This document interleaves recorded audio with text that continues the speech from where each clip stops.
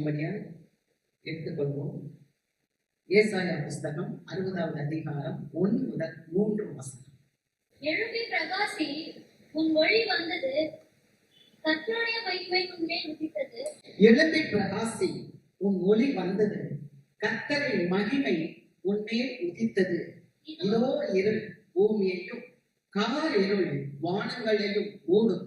ஆனாலும் உன்மேல் கர்த்தர் உதிப்பார், அவருடைய மகிமை உன்மேல் காணப்படும். உன் வெளிச்சத்தினிடத்துக்கு ஜாதிகளும் உதிக்கின்ற உன் ஒளியினிடத்துக்கு ராஜாக்களும் நடந்து வருவார்கள். அல்லேலூயா. எழும்பி பிரகாசி, உன் ஒளி வந்தது. அல்லேலூயா. நம்ம பிரகாசிக்கணும், சபை பிரகாசிக்கணும். எழும்பி பிரகாசி, உன் ஒளி வந்தது. அம்மா, மரண இருளின் திசையில் இருந்த ஜனங்கள் பெரிய வெளிச்சத்தை கண்டார்கள். உன் ஒளி வந்தது. இதோ இருள் பூமியையும் கார் இருள் வானத்தை ஓடும். இப்ப எல்லாம் இருள் தான் மூடிக்கிட்டு இருக்கு பூமியை. உங்களுக்கு தெரியும், இப்ப மத்திய கிழக்கு நாடுகள்ல சண்டை, பயங்கரமான உயிர் சேதங்கள், இதெல்லாம் பூமியில நடக்குது. இருள்.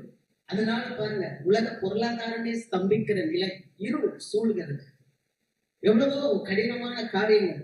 நம்ம தமிழ்நாட்டுல, பக்கத்து ஸ்டேட்ல, கர்நாடக மாநிலத்துல எல்லாம் நிறைய ஹோட்டல்ஸ் எல்லாம் மூடப்பட்டிருக்கு அப்படின்லாம் சொல்றாங்க. நிறைய காரியங்கள் இல்லையா? பெட்ரோல் இல்லைன்னு சொல்ற உடனே வேகமா போய் மக்கள் பெட்ரோல் பேங்க்ல குளிர்றது, இதெல்லாம் பார்க்கிறோம். சோ எல்லாம் வாலிப பிள்ளைங்க கையில எல்லாம் பாத்தீங்கன்னா செல்போன் தான். அவங்களுக்கு எப்ப இருட்டா இருக்கு, எப்ப பகலா இருக்குன்னே தெரியாது. ஏன்னா அவங்க உலகமே செல்போன் தான். அப்படி ஒரு இருள் இந்த பூமியை ஓடிட்டு இருக்கு. ஆனா ஆண்டவர் சொல்றாரு, ஆனாலும் கர்த்தர் உன்மேல் உதிப்பார். உதிக்கிற உன் வெளிச்சத்தின் இடத்துக்கு ராஜாக்கள் கடந்து வருவார்கள். அல்லேலூயா. ஆனாலும் கர்த்தர் சபை மேல உதிப்பார், சபைக்கு இறங்குவார். ஆமென். இந்த சொல்லப்பட்ட சூழ்நிலை எப்படிப்பட்ட சூழ்நிலைன்னா, இஸ்ரவேல் ஜனங்கள் சிதறி போனாங்க. சிதறி போன மிக ஏசாயா தீர்க்கதரிசனம் சொல்லுறாங்க. எப்படி சொல்றாங்க? இங்க எல்லாம் சிதறப்பட்டவங்க எல்லாம் ஒண்ணு கூடி எங்க வருவாங்க? மீண்டும் எருசலேமுக்கு வருவார்கள். அல்லேலூயா. இத ஒரு தீர்க்க தரிசனமாக சொல்லப்பட்ட இந்த வேத பகுதி தான். ஆனா ஒளி வந்தது, எல்லாம் சிதறப்பட்டது. சபைக்குள்ளதான் இருப்பாங்க, ஆனா சபையில இருக்க மாட்டாங்க. இல்ல, ஏன்னா எங்கேயாவது என் மைண்ட் போயிட்டு இருக்கோம். ஏன்னா மைண்ட கண்ட்ரோல் பண்ணவே முடியல. இப்பெல்லாம் நிறைய பிள்ளைங்களுக்கு பாத்தீங்கன்னு சொன்னா மென்டல் டிசார்டர்ஸ் இருப்பாங்க.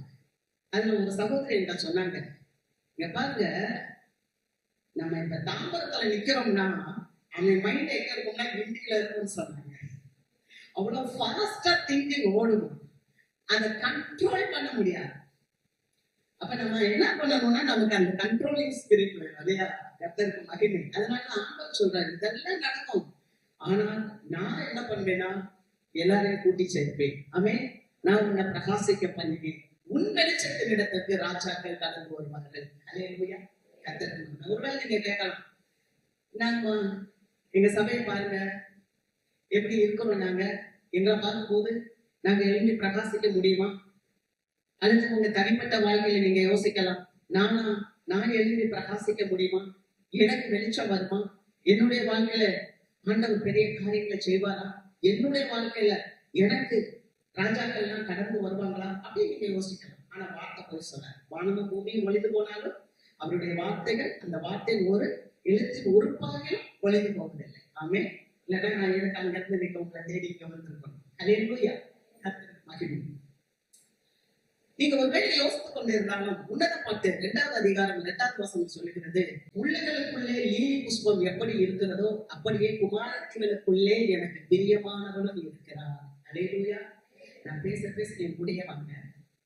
முள்ளுகளுக்குள்ளே லீலி புஷ்பம் எப்படி இருக்கிறதோ அப்படியே குமாரத்திகளுக்குள்ளே எனக்கு பிரியமானவளும் இருக்கிறார்.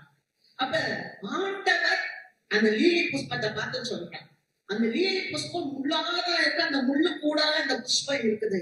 ஒருவேளை நம்ம நல்லா பார்ப்போம் ரோஜா பூவெல்லாம், அங்க ஃபுல்லா அதுல முள்ளுகள் தான் இருக்கும், ஆனா அதுல ஒரு ரோஜா பூ அழகா பூத்து இருக்கிறத பார்ப்போம். அது போலவே நீங்களும் எனக்கு இருக்கிறீங்க, பிரியமானவர்களா இருக்கிறீங்க அப்படின்னு ஆண்டவர் சொல்லுகிறார். இந்த காரியத்தை நம்ம எப்படி பார்க்கலாம்னா, தேவனும் யூத ஜனங்களும் அல்லது இஸ்ரவேல் மக்கள் ஆண்டவரால் அழைக்கப்பட்ட மக்கள். ஆக ஆண்டவரும் இஸ்ரவேல் மக்களும் அப்படின்னு நினைச்சு பார்க்கலாம். அல்லது இயேசு கிறிஸ்துவும் அவருடைய மனவாட்டியாக சபை, இது ரெண்டுக்கும் இருக்கிற ஒப்புமையாக பார்க்கலாம். முள்ளுகளுக்குள்ளே லீலி புஷ்பம் எப்படி இருக்கிறதோ, குமாரத்திகளுக்குள்ளே எனக்கு பிரியமானவளும் இருக்கிறார். இவ்வளவோ பிரச்சனைக்கு என் பிள்ளை எனக்கு நிக்கிற பாரு, இந்த சபை நிக்கிற பாரு, இந்த மகள் சபையில நிக்கிற பாரு. அல்லேலூயா. அடுத்த மூன்றாவது எப்படி நிற்கணும்னா, தனிப்பட்ட ரீதியாக நமக்கும் நம்முடைய ஆத்மாவும், அல்லேலூயா, நம்முடைய ஆத்மாவுக்கும் தேவனுக்கும் ஆமென், ஆண்டவருக்கு பிரியமாவார்கள், ஆண்டவருக்கு மகிமை செலுத்தும். இப்படி மூன்று காரியங்கள்ல நீங்க எதை வேணாலும் நினைத்து கொள்ளலாம். நீங்க அல்லது மூன்றுமாகவுமே இருக்கலாம். இதைத்தான் இங்க வாசிக்கும் போது, முள்ளுகளுக்குள்ளே லீலி புஷ்பம் எப்படி இருக்கிறதோ இதுக்குள்ளதான் இந்த பூ இருக்கு. இஸ்ரவேல் ஜனங்கள் எகிப்து தேசத்துல 400 வருஷம் அடிமைப்பட்டிருந்தாங்க. 400 வருஷம் அடிமைப்பட்டிருந்த ஜனங்களை மோசே வழிநடத்தி கொண்டு வரும்போது செங்கடலை பிளந்து சீன வனாந்தரத்துக்குள்ள வர்றாங்க.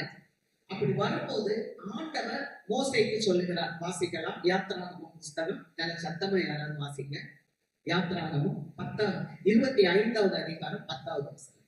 சித்தி மரத்தினால் ஒரு பெட்டியை பண்ண கடவர்கள், அதை எங்கும் பசும் பொன் தகட்டால் மூடுவாயாக. நீ அதன் உட்புறத்தையும் வெளிப்புறத்தையும் அதனால் மூடி அதன் மேல் சுற்றிலும் பொன்னினால் திரைகளை உண்டாக்கி. ஆண்டவர் மோசேட்ட சொல்றார், நான் வாசம் பண்ணும்படி எனக்கு ஒரு வாசஸ்தலம் வேண்டும். அதுக்கு நீ என்ன பண்ணு, ஒரு பெட்டியை உண்டு பண்ணு. அந்த பெட்டியை எதனால உண்டு பண்ணு, சித்தி மரத்தினால் ஒரு பெட்டியை உண்டு பண்ணுவாயாக. இந்த சித்தி மரம் அப்படின்றது எப்படிப்பட்ட மரம்னா, நம்ம ஊர்ல எல்லாம் பார்ப்போம், கருவேல மரம் ஃபுல்லா முள்ளு இருக்கும். அது மாதிரி ஒரு முள்ளு வகை மரத்தை சேர்ந்ததான் இந்த சித்தி மரம். இவங்க சீன வனாந்தரத்துக்கு வரும்போது உயரமாய் நிறைய மரங்கள் காணப்படுகிறது. அது சித்தி மரம். அந்த மரத்துல ஏறக்குறைய ஒரு முள்ளு 5 இன்ச்சஸ்ல இருந்து 8 இன்ச்சஸ் வரைக்கும் இருக்கும் முள்ளு. அந்த முள்ளதான் ஏசாமியோடைய தலையில கிரவுனா வச்சாங்க. அவர் தலையில ஒரு முள்முடி வைக்கப்பட்டுச்சு. 8 சென்டிமீட்டர் இருக்குமா. அந்த ஒரு சில வேத ஆராய்ச்சியாளர்கள் எழுதுறவங்க எல்லாம் எழுதுறாங்க, ஏசாமிக்கு அந்த முள்ள வச்சு மண்ணில அடிக்கும் போது அந்த முள்ள கண்ணுக்குள்ள சொல்லுச்சு, கண்ணுல இருந்து அப்படி வெளியே வந்துச்சு. அந்த மாதிரி எல்லாம் ஏசாமி நமக்காக கஷ்டப்பட்டார் அப்படின்னு சொல்லி. சோ அப்படி உள்ள முள் மரம் தான். அந்த முள்ள மரத்துல காற்று அடிக்கும். அப்படி வனாந்தரம் தானே, கொஞ்சம் இமேஜின் பண்ணுங்க. அப்படி காற்று அடிக்கும் போது அது வீசும். அந்த காற்றை வீச அதுல இருக்க பிரான்சஸ் என்ன பண்ணும்னா, அது மேலேயே பண்ணும். அது மேல பண்ணும்போது அந்த மரத்தினுடைய முள்ளு அந்த மரத்தையே குத்தி கிழிச்சு அதுல இருந்து தண்ணீர்கள் வெளியே வந்துகிட்டே இருக்கும். சில நேரங்கள்ல நம்ம அழுகுறோம்ல, எவ்வளவோ அழுகுறோம், பிரச்சனைகளை நினைச்சு, வேதனைகளை நினைச்சு இல்லையா? அது மாதிரியே அந்த முள்மரத்துக்கும் ஒரு சூழ்நிலை வரும்போது அது அந்த மரமே மேல பட்டு அந்த முள்ளுனால வெளியில தண்ணி வரும். அந்த தண்ணி வர அந்த மரம் அப்படியே இறுகி அப்படியே உறுதியாகும். பாத்தீங்களா? சில நேரங்கள்ல நம்ம வாழ்க்கையில பிரச்சனைகள், போராட்டங்கள் வரும்போது, தவிர்க்க முடியாத காரணங்கள் வரும்போது, நம்ம அழுகும் போது, அது நம்ம ஒரு கஷ்டத்துல ஊடா போகும்போது நம்மளே நம்ம இறுகி உறுதியாகும். அது போல அந்த மரம் உறுதியாகும். ஆண்டவர் அந்த மரத்தை எடுத்துதான் நீ வேலை செய்யுன்னு சொல்றார். வெட்டி செய், வேலை செய். அந்த மரம் ஏன் அந்த மரத்தை செலக்ட் பண்ணாங்கன்னா, நம்ம வீடுகள்ல பண்ற மரங்கள்லாம் ஒரு 100 வருஷம் இருக்கும், இல்லைன்னா கொஞ்சம் வருஷம் தான் இருக்கும், அப்புறம் உளுத்து போயிடும். ஆனா அந்த மரத்தினுடைய ஸ்பெஷாலிட்டி என்னன்னா, 6000 வருஷம் ஆனாலும் அந்த மரம் உளுத்து போகாது. அல்லேலூயா. அதனால ஆண்டவர் என்ன சொன்னார்னா, அந்த மரத்தை எடுத்து நீ ஒரு பெட்டியே செய்ய. அல்லேலூயா. ஒருவேளை நீங்க இந்த நேரத்துல யோசிக்கலாம், எனக்கு ஒண்ணுமே இல்லை, என் வாழ்க்கையில ஒண்ணுமே இல்லை, நான் எப்படி பிரகாசிக்க முடியும், நான் எப்படி எழுப்ப முடியும்? பாருங்க, ஒரு முள் மரத்துக்கு ஆண்டவர் எவ்வளவு முக்கியத்துவம் கொடுக்கிறார். அல்லேலூயா. அந்த முள் மரத்துல இருக்க முள்ளெல்லாம் செதுக்கி அதை நீ என்ன பண்ணணும்னா ஒரு பெட்டியாக செய்ய என்று சொல்லுகிறார். அநேக முட்கள் இருக்கு. நமக்கு கூட ஆண்டவர் கிட்ட வர்றதுக்கு முதல்ல ஒரு பயம் இருக்கும் இல்லையா? சில பாவங்கள் நம்மளை ஆண்டவர் கிட்ட வரவிடாது. சில சத்துருவின் கிரியைகள் நம்மள ஆண்டவர் கிட்ட வர முடியாது. அல்லது சில உடைந்து போன காரியங்கள் நம்ம மனசு இருதயம் உடைந்து போயிடுச்சுன்னா, ஐயோ நம்ம இந்த ஆண்டவர்கிட்ட போய் என்னத்தை பார்க்க போறோம்? நல்ல கேளுங்க. இப்படியெல்லாம் இருந்திருக்கும். அல்லேலூயா. சில பரிசுத்த ஆவியினுடைய வல்லமையினாலதான் நம்ம இங்க வந்து நிக்கிறோம். ஆமென். அல்லேலூயா. நம்ம பாவத்தை ஜெயித்ததுனாலையும் பயத்தை ஜெயித்ததுனாலையும் நம்ம வந்து சத்துருவின் கிரியைகளை ஜெயித்ததுனாலையும் சில காரியங்கள் நம்ம மனசை வந்து வேதனைப்படுத்தும் போது அந்த வேதனையிலிருந்து நம்ம மீண்டு எழுந்தனாலதான் இன்றைக்கு ஒரு வெற்றி உள்ள வாழ்க்கையை நம்ம வாழ்ந்து கொண்டிருக்கிறோம். அல்லேலூயா. ஹல்லேலூயா. சத்தமே இல்லை. ஹல்லேலூயா. ஆமென். நம்ம ஒரு வெற்றி உள்ள வாழ்க்கை இன்னைக்கு நம்ம இங்க வந்திருக்கோம்னா நம்ம ஜெயம் பெற்றிருக்கிறோம். எத்தனை பேர் ஆமென் சொல்றீங்க? ஹல்லேலூயா. கர்த்தருக்கு ஸ்தோத்திரம். அநேக மக்கள் இங்க காணப்படுகிறது. பாவம் என்ற ஒரு முள்ள குறிச்சு பார்க்கும்போது ஆண்டவர் பேசுகிறார். பாவம் செய்கிறவன் யோவான் 8:34 இயேசு அவர்களுக்கு பிரதியுத்தரமாக பாவம் செய்கிறவன் எவனும் பாவத்துக்கு அடிமையா இருக்கிறான் என்று மெய்யாகவே உங்களுக்கு சொல்லுகிறேன். அடிமையானவன் வீட்டிலே தடுத்திருப்பதில்லை. அல்லேலூயா. பாவம் செய்யறவங்க ஆலயத்துக்கு வர முடியாது. அவர் சொல்றாரு, அடிமையானவன் வீட்டிலே கருத்திருப்பதில்லை. அப்ப தேவன் நம்மள வெற்றி சிறக்க பண்ணி இருக்கிறார். அவருடைய ரத்தத்தினால் நாம் கழுவப்பட்டிருக்கிறோம். அல்லேலூயா. நம்ம வாசிக்கும் போது யோவான் 16:9 அவர்கள் விசுவாசியாததினாலே பாவத்தை குறித்து. ஆமென். அப்போ எல்லாரும் விசுவாசிக்க முடியாது. அல்லேலூயா. கிருபையினாலே விசுவாசத்தை கொண்டு ரட்சிக்கப்பட்டீர்கள். இது உங்களுடையது அல்ல, இது தேவனுடைய ஈவு. ஆமென். எபேசியர் 2:8 வாசிக்கிறோம். அப்போ ஒரு கிருபை உங்களுக்குள்ள எனக்குள்ள இருக்கு. எத்தனை பேர் ஆமென் சொல்றோம்? அல்லேலூயா. இந்த கிருபை நமக்குள்ள இருக்கிறதுனாலதான் நம்ம என்ன செஞ்சோம்னா ஆண்டவர் மேல விசுவாசித்திருக்கிறோம். விசுவாசம் இல்லாமல் நம்ம இந்த இடத்துல வர முடியாது. அல்லேலூயா.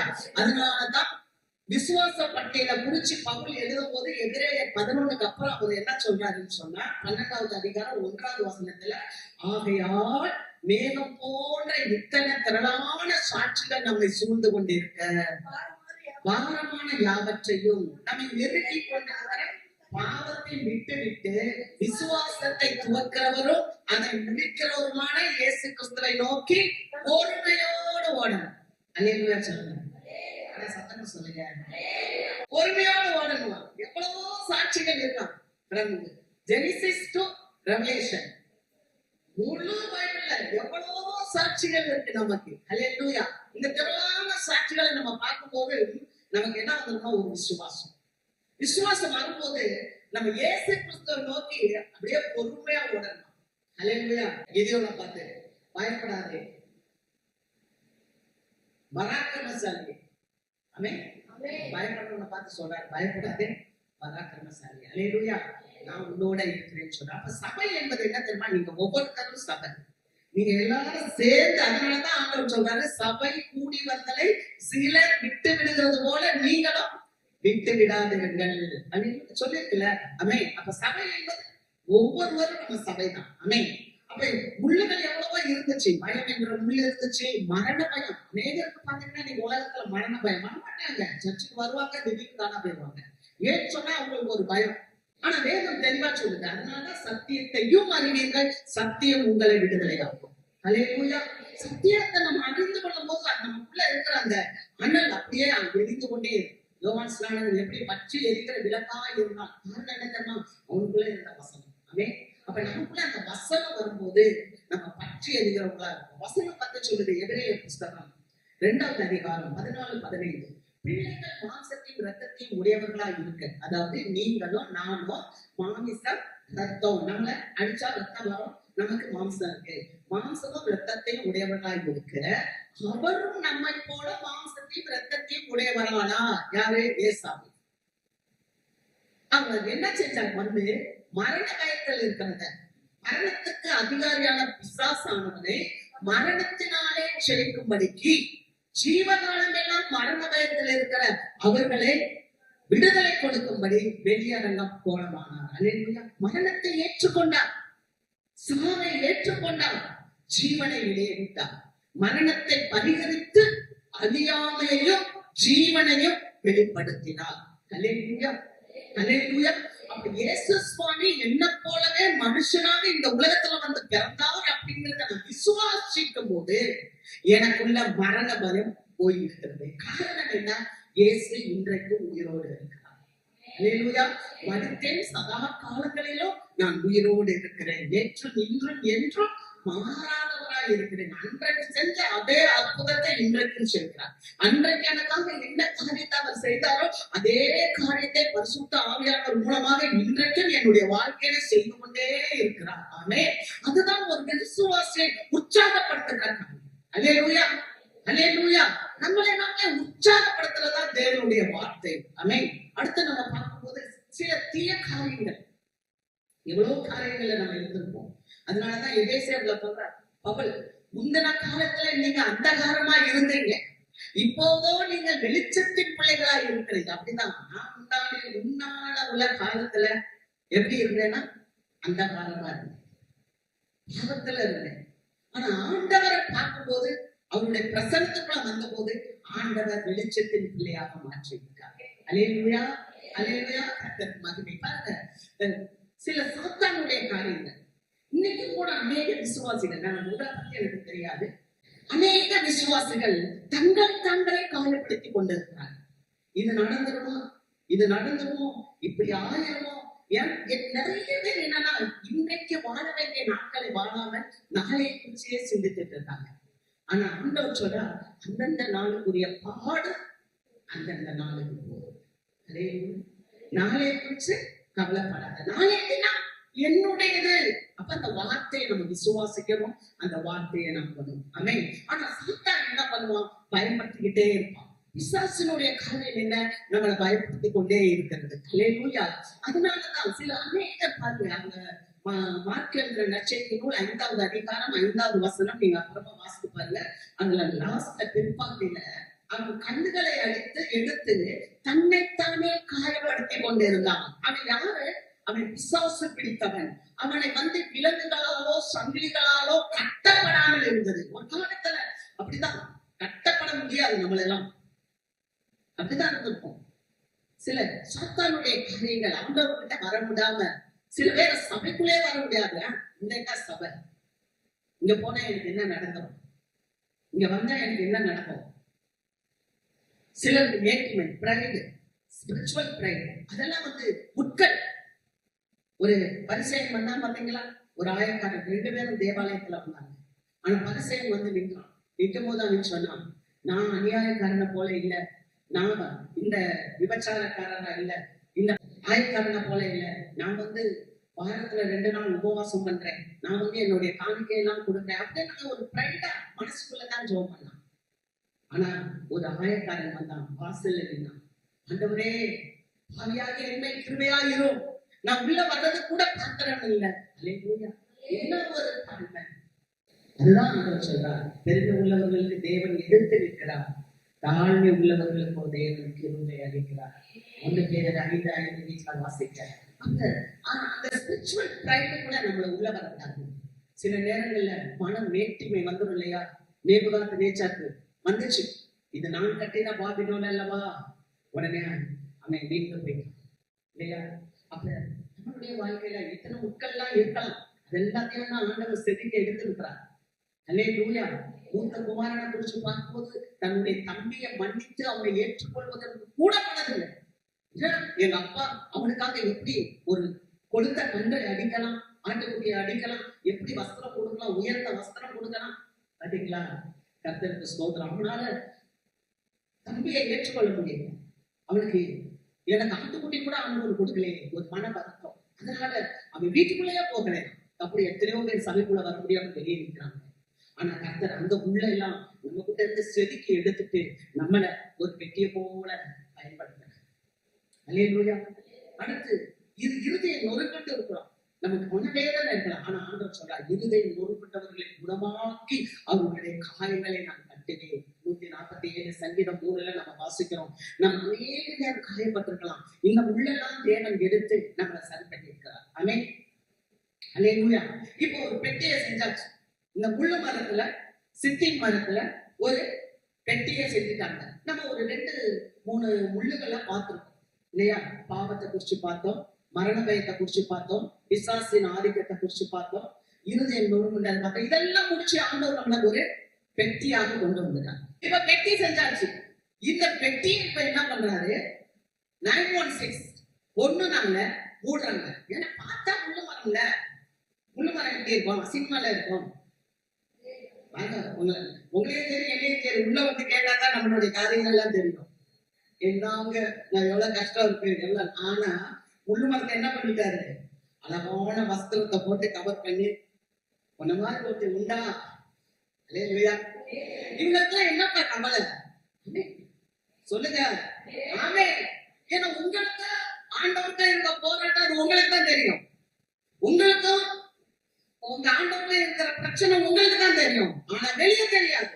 ஏன்னா வெளியில என்ன கொண்டு வந்துட்டாரு, பொண்ணு 916 போட்டு அப்படி பொதிஞ்சிட்டாரு. உள்ளே பொதிஞ்சிட்டாரு, வெளியவும் பொதிஞ்சிட்டாரு. அல்லேலூயா.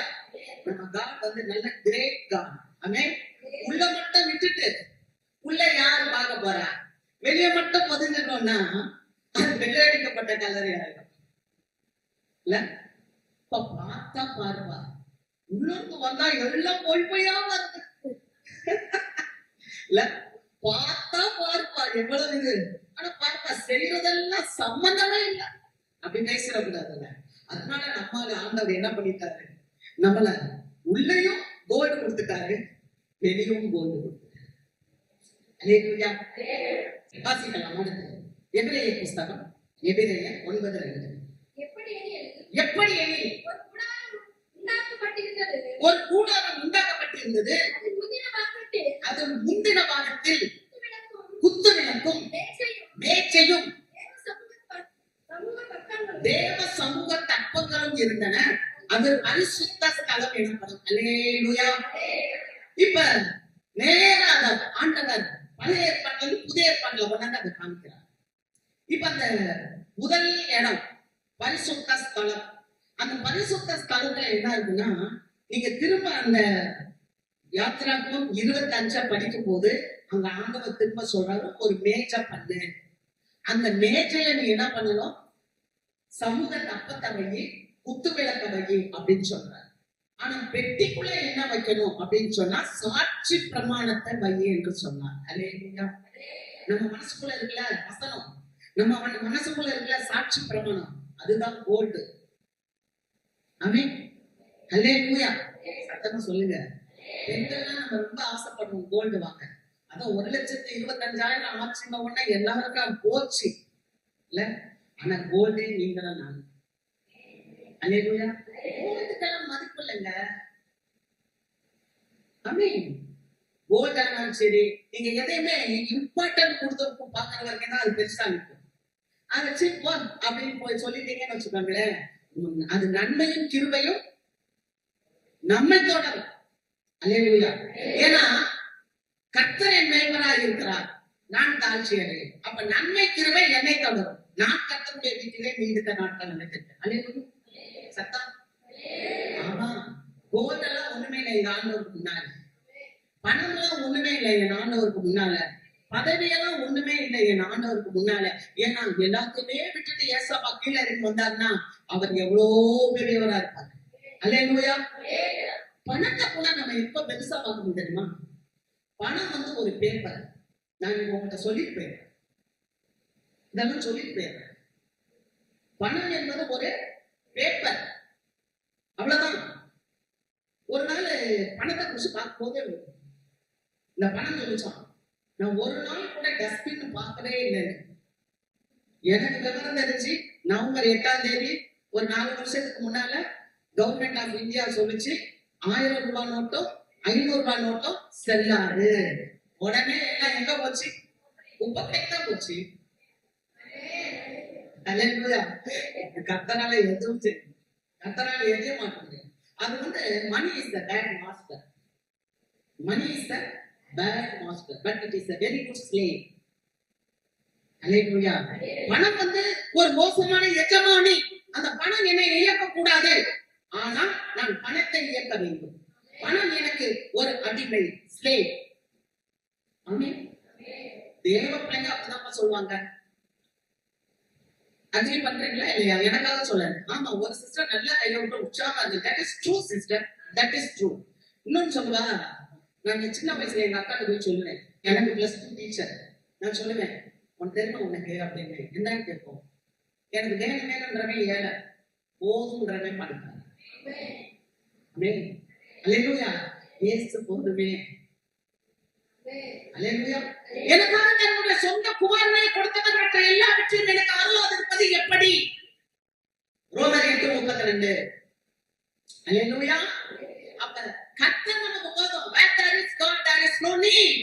இந்த சமூக தப்பத்தையும் அந்த குத்து விளக்கையும் எங்க வச்சிருந்தாங்கன்னா, முதலாம் இடம் பரிசுத்த ஸ்தலத்துல ஒரு தங்கத்தினால் புதியப்பட்ட ஒரு மேஜை மேல வச்சிருந்தாங்க. கொஞ்சம் கற்பனை பண்ணி பாருங்க. இந்த முன்னால இருக்கிறதை எல்லாரும் பார்க்கலாம். அந்த அப்பத்தை தினந்தோறும் கொண்டாந்து வைப்பாங்க. அது வந்து எல்லாரும் பார்க்க முடியும். இன்னைக்கு அநேக விசுவாசிகள், நான் நம்மள சொல்றேன், அநேக விசுவாசிகளை சொல்றேன். அது என்ன தெரியுமா?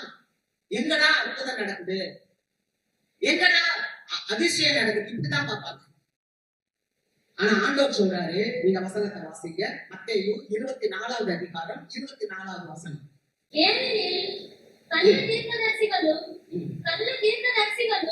எழும்பி கூடுமானால் தெரிந்து கொள்ளப்பட்டவர்களையும் வஞ்சிக்கத்தகாத பெரிய அடையாளங்களையும் அற்புதங்களையும் செய்வார். வஞ்சிக்கத்தக்கதாக பெரிய அடையாளம், பெரிய அற்புதம் செய்வாங்களாம்.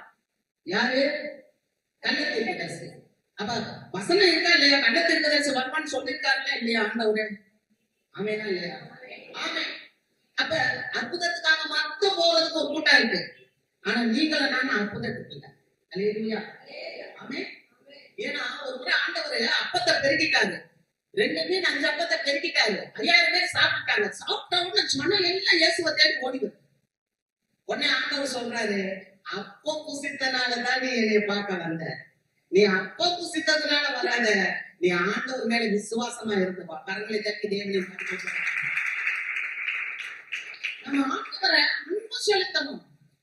அன்போட ஆண்டவரை தேடி வரணும். அல்லேலூயா. ஆண்டவர் இதை செய்வாரா, அதை செய்வாரா? நம்மள ராஜாதி ராஜாவுடைய கூட்டம். நீங்க ராஜனீக கூட்டம். ஆமென். நீங்க தேவனுடைய பிள்ளைங்க. நீங்க அவருடைய சந்ததி அப்படின்னும் போது, நான் ஏதோ ஒண்ணு நடக்கணும் போது நடந்தாலும் தோத்தணும், நடக்கத்தாலும் தோத்தணும். ஆமென்.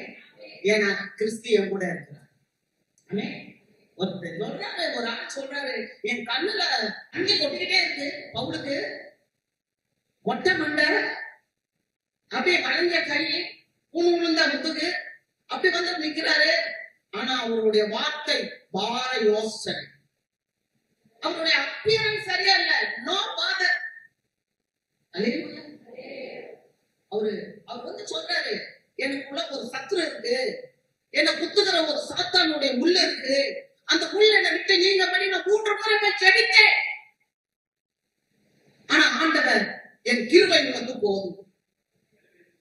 கையை தட்ட மாட்டேன்.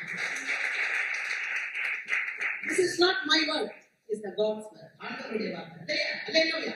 அவர் சொன்னாரு, என் கிருபை உனக்கு போதும், உன் பலவீனத்தில் என் பலன் உனக்கு பூரணமாகிடும். நான் சுகம் கொடுத்துறேன்னாரா? இல்ல சுகம் தான் கொடுத்தாரு.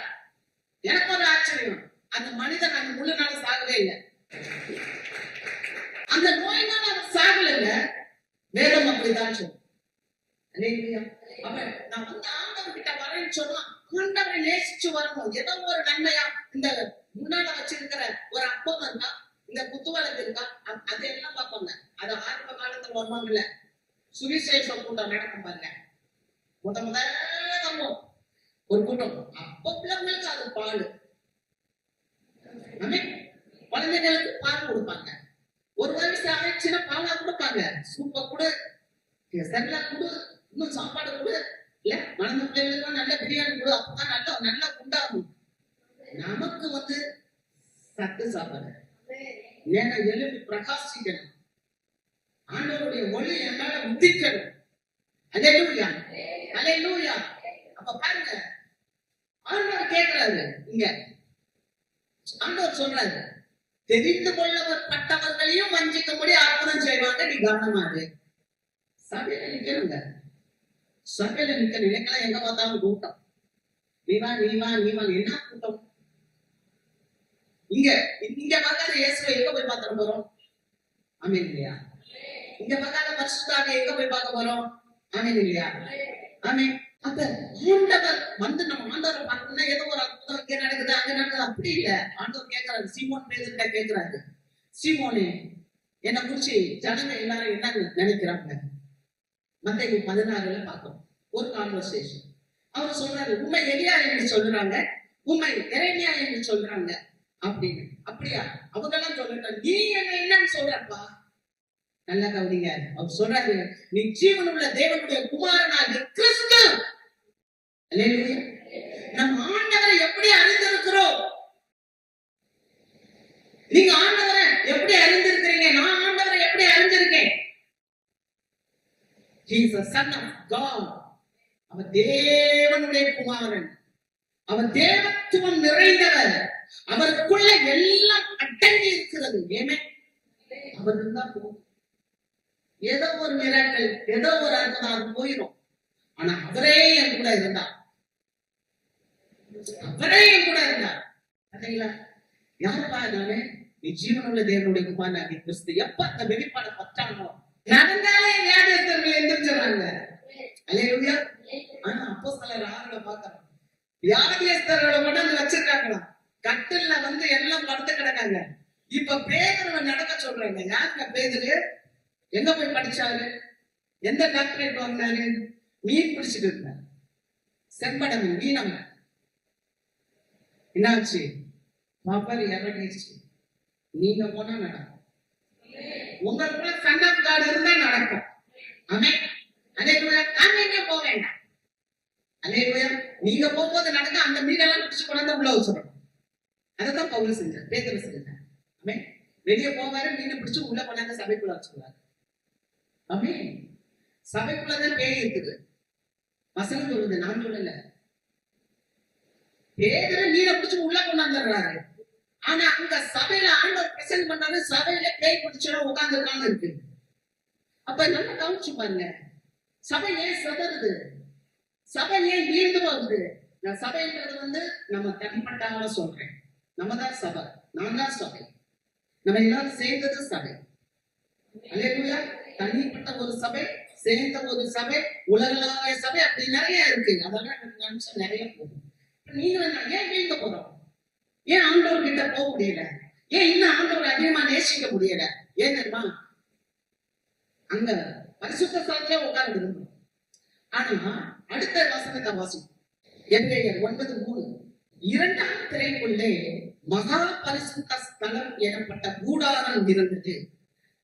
அதிலே பொன்னால் செய்த தூப கலசம் முழுவதும், தூப கலசமும் முழுவதும் பொத்தகங்கள் பொதிந்திருக்கப்பட்ட உடன்படிக்கை பெட்டியும் இருந்தன. அந்த பெட்டியிலே மண்ணா வைக்கப்பட்ட பொற்பாத்திரமும் ஆரோனுடைய தளிர்த்த கோலம் உடன்படிக்கை கற்களும் இருந்தன. அல்லேலூயா. அந்த பெட்டிக்குள்ள என்ன இருக்கு? பொற்பாத்திரம். பொற்பாத்திரத்துல என்ன இருக்கு? மண்ணா. அடுத்து ஆரோனுடைய தளிர்த்த கோலம், கற்பலகை. அப்ப பொன்னால் செய்யப்பட்ட அந்த பெட்டி எங்க இருக்குன்னா மகா பரிசுத்த ஸ்தலத்துக்குள்ள இருக்கு. அந்த மகா பரிசுத்த ஸ்தலத்துல கேருபீன்கள் அது மேல இருக்கு. மர்சிஷியலுக்கு மேல கேருபீன்கள். அங்கதான் தேவ பிரசன்னம் இருக்கிறது. அல்லேலூயா. நீங்க சாட்சியின் பெட்டியா இருப்பீங்கன்னா, நான் சாட்சியின் பெட்டியா இருப்பேன்னா நமக்குள்ள தேவ பிரசன்னம் இருக்கும். அல்லேலூயா. அந்த பெட்டிக்குள்ள என்ன இருந்துச்சு? அதான் நீங்க இப்படி நினைச்சுக்கலாம், நீங்களும் நானும். நான் அந்த பெட்டி தான் என்னுடைய விருதல். அல்லேலூயா. மகா பரிசுத்த ஸ்தலம் என்பது தேவனுடைய சிம்மாசனம். அந்த சிம்மாசனத்துலதான் இயேசு உட்கார்ந்து இருப்பாங்க. நம்முடைய இருதயத்துல இயேசு உட்கார்ந்து இருக்க வேண்டும். அல்லேலூயா. நல்ல சத்தம். அவன் மட்டும் உட்கார்ந்துட்டான்னா புலம்புவோமா? பிரகன் செய்யப்படுவார். நாளைய தினத்தை குறித்து பயம் இல்லை, நாதன் இயேசு எல்லாம் பார்த்து கொள்வார், எல்லாம் பார்த்து கொள்வார். ஆமா, காலையில எந்திரிச்சா அவர் தான் நமக்கு சோறு கொடுக்கணும். காலையில எந்திரிச்சா அவர் தான் எனக்கு வேலை கொடுக்கணும். காலையில எந்திரிச்சா அவர் தான் எனக்கு பாதுகாப்பு கொடுக்கணும். அல்லேலூயா. இந்த சூரியனே இன்னைக்கு 2 டிகிரி கூடையாம். இன்னும் கொஞ்சம் 4 டிகிரி ஆச்சுன்னா நீங்கள நான் என்ன ஆகும்? அது அவர் வேலை, என்னை பாதுகாக்கிறது.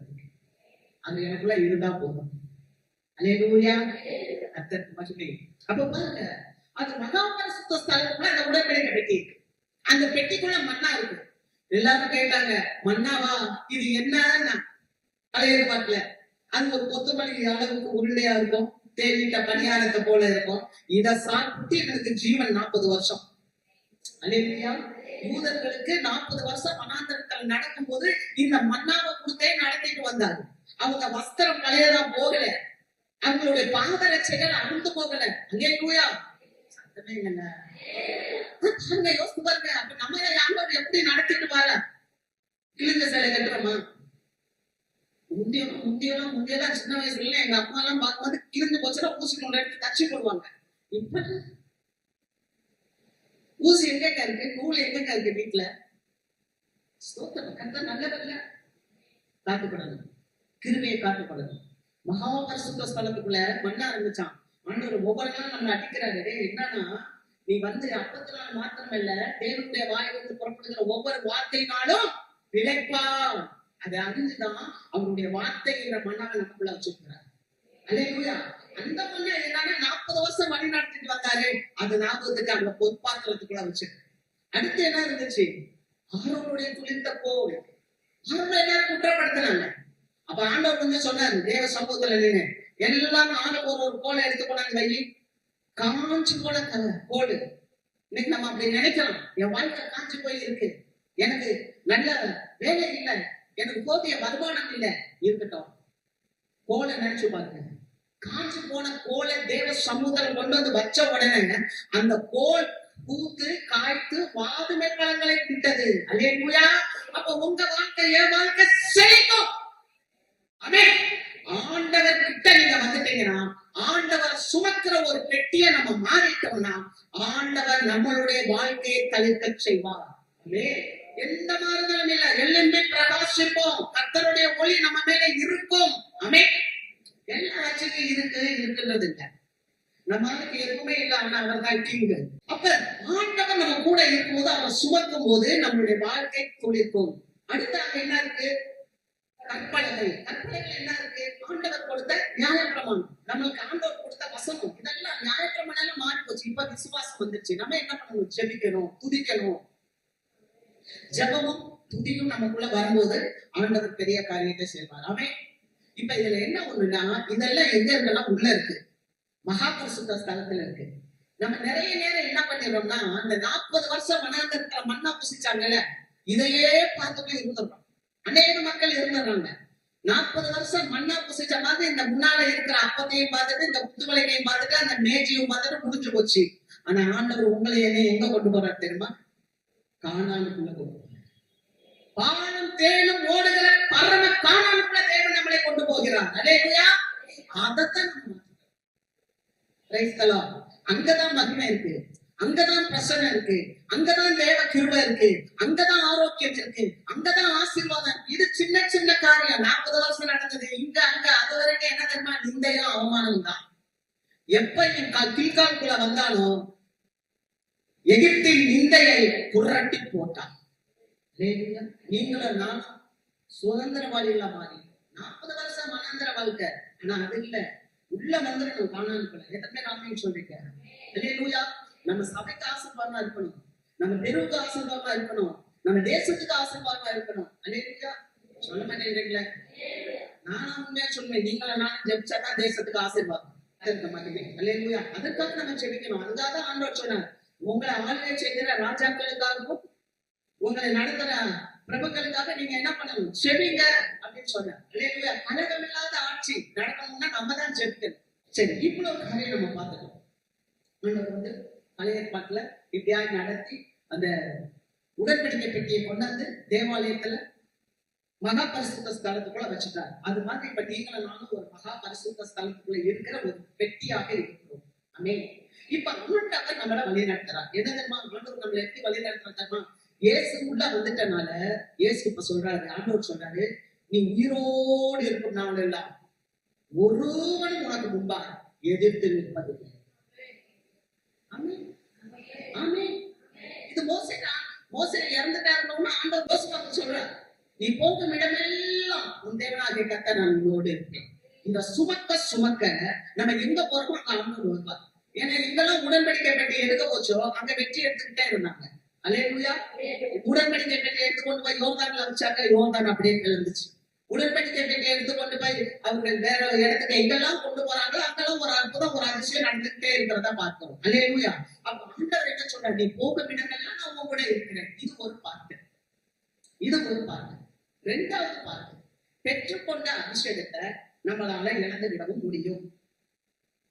ஆமா, காத்துக்கிடணும்ல. அப்ப காத்துக்கிறதுக்கு ஆண்டவர் ஒண்ணு செய்யறார். அல்லேலூயா. காத்துக்கிறதுக்கு ஆண்டவர் என்ன செய்யறார் வாசிக்கலாம். எரேமியா புஸ்தகம் 3வது அதிகாரம் 15வது வசனம். உங்களுக்கு என் இருதயத்திற்கு ஏற்ற மேய்ப்பர்களை கொடுப்பேன்.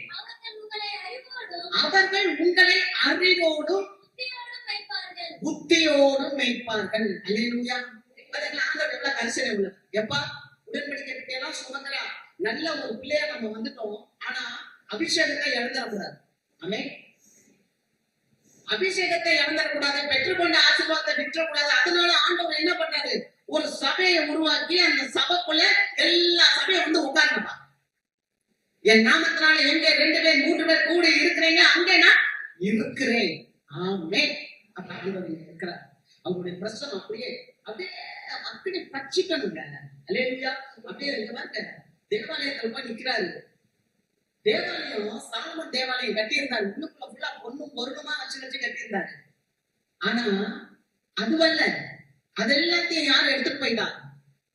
நேபுகாத்நேச்சர் வந்து எடுத்துட்டு போயிட்டாரு. பொண்ணையும் பொருளையும் எல்லாம் எடுத்துட்டு போயிட்டாரு. ஆனா இப்ப வெறும் தேவாலயம், ஆசாரியர்கள் உள்ள இருக்கிறாங்க. ஆனா வெளியில ஆசாரியர்கள் வந்து உள்ள வர முடியல. மகிமை, தேவாலயத்தை மகிமை நிரப்பி இருந்தது. ஆசாரியர்கள் உள்ள வந்து ஊழியம் செய்ய முடியாதபடிக்கு தேவாலயத்தை மகிமை நிரப்பி இருந்தது. வந்தவங்க எல்லாரும் சாஸ்தாங்கமாய் விழுந்து, கர்த்தர் நல்லவர், அவர் கிருபை என்றும் உள்ளது என்று பணிந்து கொண்டார். அல்லேலூயா. தேவாலயத்துக்கு வரும்போது இந்த இடத்துல தேவ பிரசன்னத்தை பார்க்க வேண்டும். ஆமென். தேவனுடைய கிருபையும் தேவனுடைய மகிமையும் நாம பார்க்க வேண்டும். நம்ம வந்து ஊழியர்களா ஆண்டவர் உற்பத்தி ஆக்கி கொடுக்கிறது. ஆமென். நான் சொல்லல, வேதம் சொல்லுது. 2 Corinthians 11:1 சொல்றாரு, என் புத்தியினத்தை சற்றே சகித்தால் நலமாய் இருக்கும், என்னை சகித்தும் இருக்கிறீர்களே.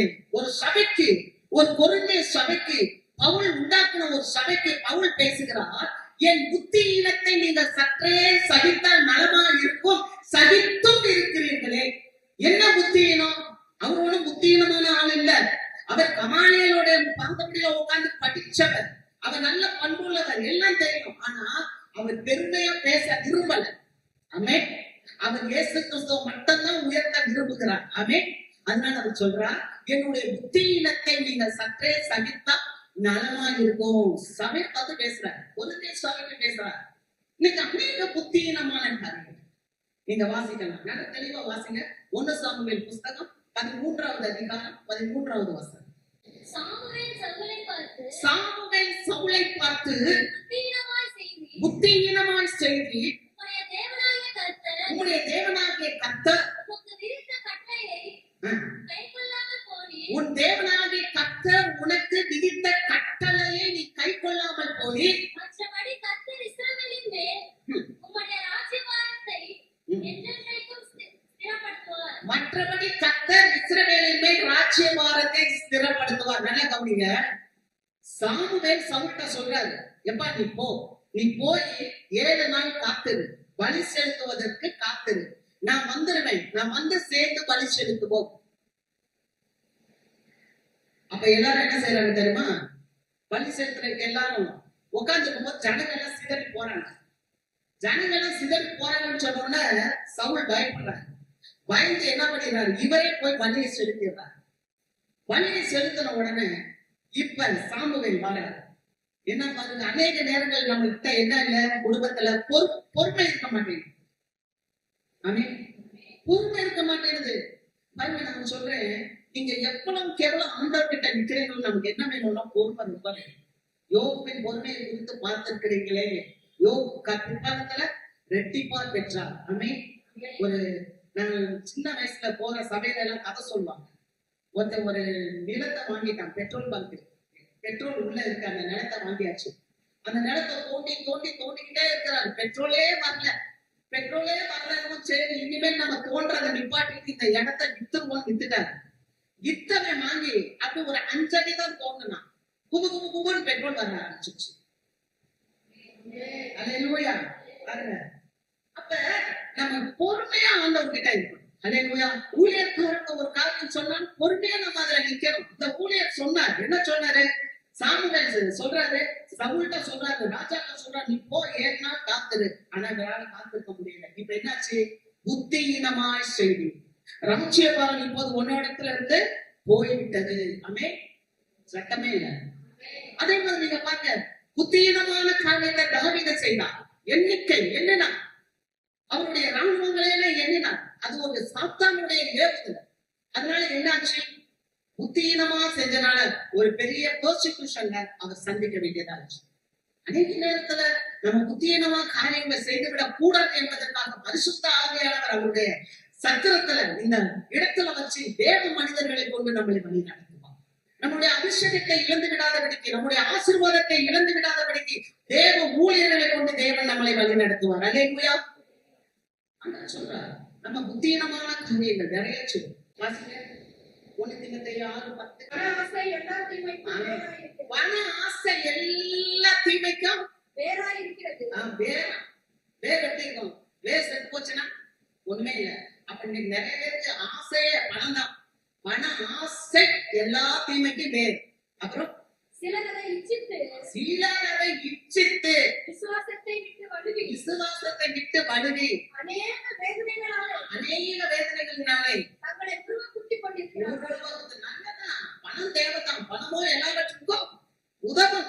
ஆமே, ஆனா பண ஆசை கூடாது இல்ல. அடுத்து 2 சாமுவேல் அதுல நம்ம பார்க்கும் போது எண்ணிக்கை எடுக்கணும், கணக்கு எடுக்கணும். நம்ம எடுக்கிறோம்ல, இல்லையா? எடுக்கிறோம். இப்ப சம்பளம் வாங்கணும்னா முதல் காசு ஆலயத்துக்கு வைக்கணும். நான் உங்களுக்கு எல்லாம் கேட்க மாட்டேன் எத்தனை பேர் கத்துறீங்க. ஆனா உங்க மட்டும் சொல்லுவேன், கொஞ்சத்தில் உண்மையா இருக்கான் அநேகத்தை உன்னை நான் ஆசீர்வாதமாக. இல்லையா? நான் பெருமைக்காகலாம் சொல்லல. நம்மளாம் விசுவாசி ஆவியில எளிமையா இருக்கும். ஆமே, நம்ம வாங்குறதுல உண்மையா இருக்கும். ஏன்னா சம்பாதிக்கிறதுக்கு பலன் கொடுத்தவங்க யாரு? கடவுள்.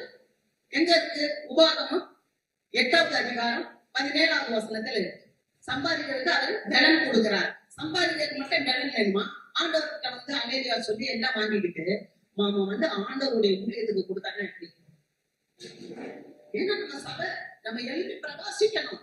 விசுவாசிகள் ஆண்டவருடைய ராஜ்யத்துக்கு கொடுக்கணும். பசியா இருக்கிறவனுக்கு கொடுக்கணும். அவர் சொல்றாரு, நான் 2 பேரை பிடிச்சு எழுப்பேன். பசியா இருந்தேன், பாக்க உணவு கொடுத்த. வியாதியா இருந்தேன், பார்க்க வந்த. வஸ்திரம் இல்லாமல் இருந்தேன், வஸ்திரம் கொடுத்த. இதெல்லாம் எப்பப்பா செஞ்சோம்? நீயும் ஒருத்தருக்கு எதை செய்யலையோ அதை எனக்கே செய்யணும். நம்ம விசாரிக்கணும், நம்ம கொடுக்கணும். அல்லேலூயா. சபை எப்போதுமே சபைன்னா நான் தனிப்பட்ட மக்களை சொல்றேன். நீங்க எந்த அளவினால் கொடுக்குறீங்களோ அந்த அளவினால் உங்களுக்கு திரும்ப அழகாப்பாங்க. அம்மைக்கு குளிக்கு சரிந்த அளவுப்படி உங்களுக்கு திரும்ப கொடுப்பாங்க. இதை நான் சொல்லி ஆகணும். ஏன்னா சபை என்பது நீங்க பாத்தீங்கன்னா மக்கதோனியா சபை ரொம்ப தரித்திரத்துல இருந்துச்சான். மக்கதோனியா சபை ரொம்ப தரித்திரத்துல இருந்துச்சான். ஆனால் அவங்க என்னமா உதாரத்துவமா பவுலுக்கு கொடுத்தார்கள். அல்லேலூயா. ஏன் தெரியுமா? ஆண்டவர் 40 வருஷம் மக்களுக்கு மன்னாவை கொடுத்தாரு. 4 நாள் ஊழியம் பண்ணிட்டு இருக்கிறாரு. பசியா இருக்கிறாங்களே, இவங்க சோர்ந்து போவாங்களேன்னு வேதனைப்படுறாரு. வரும்போது அவர் என்ன சொல்றாரு? உங்கள்கிட்ட என்ன இருக்கு? கவனிக்கிறீங்களா? முக்கியமானது, உங்கள்கிட்ட என்ன இருக்கு?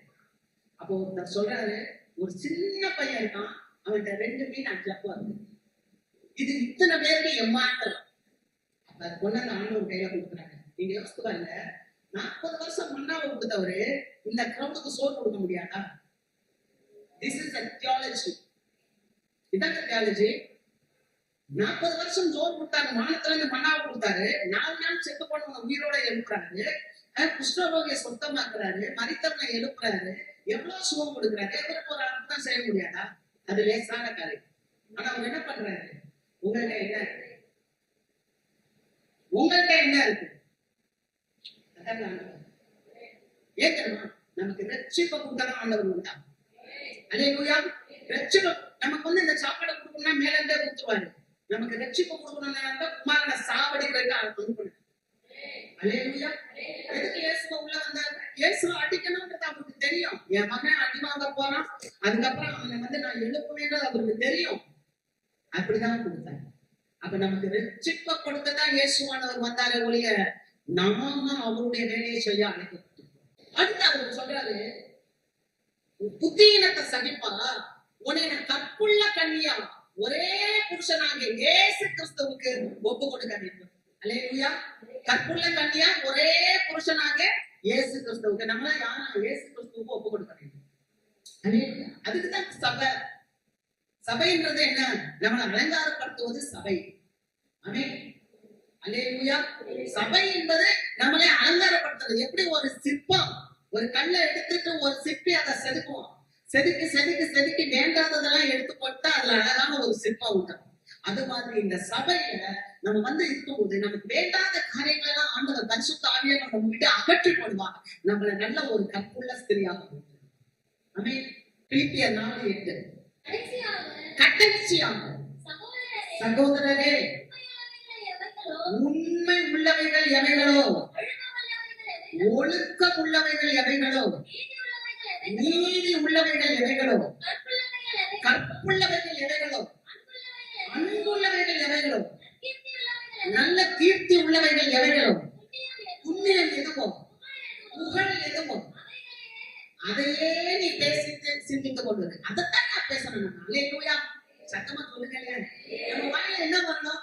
புண்ணியம், ஆண்டவர்களுடைய புண்ணியம், ஆண்டவருடைய புகழ், ஆண்டவருடைய கிருபை, ஆண்டவர் நம்மளை வச்சிருக்க ஒழுக்கத்தை பாத அவர் எல்லாத்தையும் நம்மளுடைய கற்பனை நடத்துறார். ஆமென். அல்லேலூயா. இந்த காரியங்கள் எல்லாம் தான் விசுவாசிகள் என்ன பண்ணணும்? கையில ஜீவ வெளிச்சத்தை புடிச்சு கொண்டு ஓனலும் மாறுபாடும் உள்ள இந்த சமூகத்துக்குள்ள நம்ம போகணும். Praise the lord. அல்லேலூயா. இந்த சபை இதெல்லாம் பிடிச்சு கொண்டு ஜீவ ஒளிய கையில பிடிச்சு கொண்டு கோணலும் மாறுபாடும் இந்த சமூகத்துக்குள்ள நீங்க போங்க. நம்ம என்ன பண்ணிடுறோம்? கோணலும் மாறுபாடும் உள்ள சமூகத்தையே உடனே சபைக்குள்ள வச்சுக்கிட்டு தோத்திரம் தோத்திரம் தோத்திரம் அல்லேலூயா அல்லேலூயா உட்காந்துட்டே இருப்போம். ஆனா ஆண்டவர் ப்ராசஸ் பண்ணிக்கிட்டே இருக்கிறார். எதுக்கு தெரியுமா? இதே காலம் செல்லாது. ஆண்டவர் சீக்கிரம் வரப்போகிறார். ஆமென். அப்ப கற்புள்ள கன்னியாக கிறிஸ்து என்ற ஒரே நபருக்கு நம்மளை கொடுக்க ஆண்டவர் இருக்கிறார். அல்லேலூயா. இன்னொன்னு என்ன தெரியுமா? வீட்டுக்கு போக கூடாது. அதையும் சொல்றார். வாசிக்காங்க. தீத்து 2:5. தெளிந்த புத்தி உள்ளவர்களும் கற்புள்ளவர்களும் வீட்டுல தரித்திருக்கிறவர்களும் நல்லவர்களும் ரொம்ப ரொம்ப முக்கியம். தங்கள் புருஷருக்கு கீழ்ப்படியணும். அல்லேலூயா. அதுவும் முக்கியம். நம்ம சபையில இருக்கிறோம். நம்ம தள்ள யாரு? கணவன் வரலாம். ஆமென். நம்ம வாட்டுக்கு வந்து ஏய் இங்க வா ஒன்னதான் அப்படி பேசக்கூடாது. நான் உங்களை சொல்லல, நீங்க வேற, நீங்க எல்லாம் நல்லா கூப்பிடுங்க. ஏன்னா நம்மளா சாரால் மாதிரி ஆண்டவரையும் கூப்பிடணும். அப்பதான் சமுதாயம் மாறணும். நீங்க சமுதாயத்தை நீங்க போய் ப்ரீச் பண்ணியா மாத்த போறீங்க. நம்மளுடைய செயல்பாடுகளே மாறும். பாருங்க, எலியா பின்னாலே எலிசா போனாரு. எலிசா திரும்பி வரும்போது 50 பேர் வந்து காலில் விழுகிறான். அவரை மைக் பிடிச்சு என்ன மாதிரி பேசிட்டா வந்தாரு. யோர்தானை கடந்து வந்துட்டாருங்க. அல்லேலூயா. நம்ம வந்து நம்மளுடைய தலை யாருன்னா கணவருக்கு கீழ்படிய. நிறைய வீட்டுல பெண்கள் தான் டிசிஷன் எடுத்தாங்க. வேதனையோட சொல்றேன். நான் எங்க சர்ச்சில் சொல்லுவேன், நீ பொம்பளை டிசிஷன் எடுத்தா அது உருப்படாம போயிடும். ஆண்கள் தான் டிசிஷன் எடுக்கணும். அந்த ஆள் குடிகாரனோ உடவனோ அவன் எப்படியோ இருக்கட்டும், மனைவியுடைய நடுக்கையினால ரட்சிக்கப்படணும்னு சொல்றேன். நம்ம பெண்கள் வந்து கணவர் தாங்க தலை, கணவருக்கு இயேசு கிறிஸ்து தான் தலை. ஆமென். அவர் ஆண்டவருடைய சத்தியத்தின்படி குடும்பத்தை வழிநடத்தணும். அப்ப வந்து தன்னாலே நம்ம சமூகம் ரட்சிக்கப்படும். அல்லேலூயா. மேம்படுத்துற விசேஷம் 14:4. ஸ்திரீகளா தங்களை கரைப்படுத்தாதவர்கள் இவர்களே, ஆட்டுக்குட்டியானவர் எங்கே போனாலும் அவரை பின்பற்றுகிறவர்கள் இவர்களே. இவர்கள் மனுஷரில் இருந்து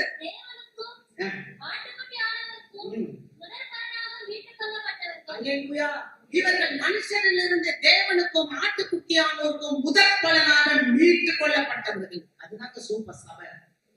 ஸ்திரீகளால் கரைப்படுத்தப்படாதவர்கள், உலகத்தின் காரியம், நிச்சயம் மாம்சத்தின் நிச்சயம் ஜீவனத்தின் பெருமை. 1 யோவான் 2:14-15-16 படிச்சு பாருங்க. இதனால கரைப்படுத்தவே கூடாது. நம்ம கரைப்படாம இருக்கணும்னு சொன்னா ஆண்டவர் நம்மள அப்படியே கற்புள்ளவர்களை தூக்கி எடுப்பாரு. ஆட்டுக்குட்டியானவர் எங்க போனாலும் அவர் பின்னாலே நீங்களும் நானும் போய்கிட்டே இருப்போம். நம்மளெல்லாம் ஆண்டவர் முதற் பலனாய் தெரிந்து அல்லேலூயா. இப்படிதான் சபை, இதுதான் இப்படிப்பட்ட சபைகிட்ட ஆண்டவர் சொன்னாரு, வெளிச்சம் உன் மேல உதிக்கும். எப்படி ஆண்டவர் நம்மள கற்புள்ளவர்களா ஆக்குறாரு. கிறிஸ்து என்ற ஒரே புருஷனுக்கு நம்மள ஒப்புக்கொண்டவர். அப்ப கிறிஸ்துவானவர் என்ன பண்ணாரு, நம்ம வாழ்க்கையில வருவார். உதிக்கிற ஒரு மொழியினிடத்தில் ராஜாக்கள் நடந்து வருவார்கள். ஆமே. யோசேப்புங்க ஒரு இடத்துல வந்து இருக்கிறாரு. அவர் ஆண்டவருக்கு பிரியமா வாழ்ந்து, இப்ப ஆண்டவர் அவர் என்ன பண்ணிட்டாங்கன்னா, அடிமையா போன இடத்துல ராஜாவா மாத்திட்டாங்க. அல்லேலூயா. அந்த ராஜாவுக்கு அடுத்தபடியா இவர் வந்துட்டாங்க. இப்ப இவருடைய குடும்பம் எங்க இருக்கு? கானான்ல இருக்கு. கானான்ல இருந்து அவங்களை கொண்டு வராரு. கொண்டு வரும்போது அந்த பார்வோன்ட்ட அவர் அறிமுகப்படுத்துறாரு. இது எங்க அப்பா ஜேக்கப், யாக்கோபுன்னு சொல்லி அறிமுகப்படுத்தும் போது, யாக்கோபு பார்வோனை வாழ்த்தினார், யாக்கோபு பார்வோனை ஆசீர்வதித்தார். அல்லேலூயா, அல்லேலூயா. இதுவே பஞ்சபர்வத்துக்கு அங்க சாப்பாடு இல்ல, காணான்லன்னு சொல்லிட்டு இங்க வந்திருக்கு. ஆனா இங்க வந்த குவாலிட்டி என்ன தெரியுமா? அதனுடைய குவாலிட்டி என்ன தெரியுமா? ராஜாவை ஆசீர்வதிக்கிறது, பார்வோனை ஆசீர்வதிக்கிறீங்க. பார்வோன் கேட்டாங்க மோசேட்ட, who is God? Who is God? ஆண்டவர் யாரு? நான் தாண்டா ஆண்டவர் சொன்னான். அப்படிப்பட்ட மனுஷன்கிட்ட யோசேப்பு தன் தகப்பனை அறிமுகம் செய்யும் போது, இந்த யாக்கோபு பார்வோனை பிளஸ் பண்றார், ஆசீர்வதித்தான். அடுத்து ஒன்று சொல்றேன். யாத்திராகம புஸ்தகம் 7வது அதிகாரம் 1வது வசனம்.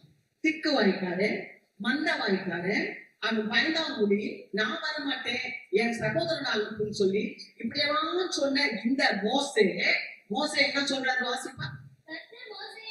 கர்த்தர் மோசேயை நோக்கி, நான் உன்னை பார்வோனுக்கு தேவனாக்கினேன். இப்படி நம்ம மொழி கொடுக்கும் போது நம்ம ராஜா, ராஜாதி ராஜா, ராஜாக்களுக்கெல்லாம் ராஜா, அவர் வந்து சொன்னாரு, உனக்காக நான் ஒரு ஸ்தலத்தை ஆயத்தம் பண்ணுகிறேன். ஆயத்தம் பண்ண பிறகு நான் வந்து உன்னை என் கூட கூட்டிட்டு போனேன். எப்படி நம்ம கூட தான் வருவாரு. ஆமே. நம்ம அவரை தேடி அவரும் எப்படி முதல்ல நம்மளை தேடி வந்தாரோ அதே மாதிரி ரெண்டாவது அவர் நம்மளை தேடி வருவார். அல்லேலூயா, அல்லேலூயா. அப்ப அவர் சொல்லிட்டாரு, நான் வந்து உன்னை என்னோடு கூட கூட்டி சொல்றேன். ஆமே. அப்ப உதிக்கிற உங்கள் வெளிச்சத்தின் இடத்தில் ராஜாக்கள் கடந்து வருவார்கள். அல்லேலூயா. 3 காரியம் சொன்னேன். 1, ஒரு உடன்படிக்கை பெட்டியாக நம்ம வைத்திருக்கிறார். அந்த பிரசனத்தை நாம் இழந்துவிடக் கூடாதபடிக்கு நம்மளை ஒரு சபை என்பதற்குள்ள வச்சு அவருக்கு மனசுக்கு ஏற்ற ஒரு வேப்பரை வச்சு நம்ம வழி நடத்துகிறார். 3வது, நம்ம எழுதி பிரகாசிக்கும் போது உதிக்கிற நம்முடைய வெளிச்சத்தின் இடத்துல ராஜாதி ராஜாவாகிய இயேசு நம்ம வந்து அழைத்து செல்வார். அல்லேலூயா.